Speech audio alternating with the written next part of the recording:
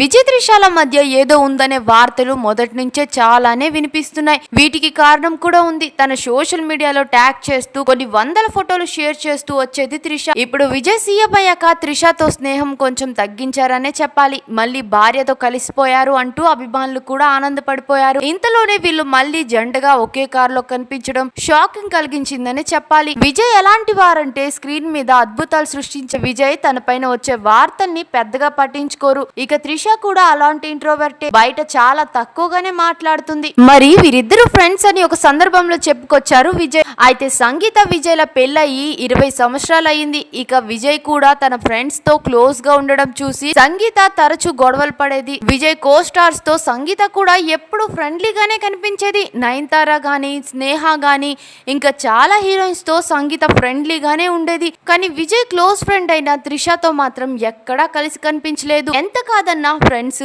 అందులోని అబ్బాయి అమ్మాయి అంటే ఏ భార్యకైనా కోపం వస్తుంది. అందులోని సంగీత లండన్ లో ఉండేది కాబట్టి విజయ్ తో తరచూ గొడవలు అవుతూ ఉండడంతో ఒక ఫైనల్ ఆప్షన్ గా త్రిషకి కాల్ చేయడం జరిగింది. అయితే సంగీత ఏమన్నారంటే, మా ఇద్దరి మధ్య 20 ఏళ్ల వైవాహిక బంధం ఉంది, మాకిద్దరు పిల్లలు కూడా ఉన్నారు. మీ ఇద్దరిపై వస్తున్న ట్రోలింగ్, రూమర్స్, వార్తలపై అటు నువ్వు కానీ ఇటు ఆయన కానీ ఖండించడం లేదు. నువ్వు నీ ఫాలోవర్స్ కి చెప్పు అంటూ గట్టిగా వార్నింగ్ ఇచ్చింది.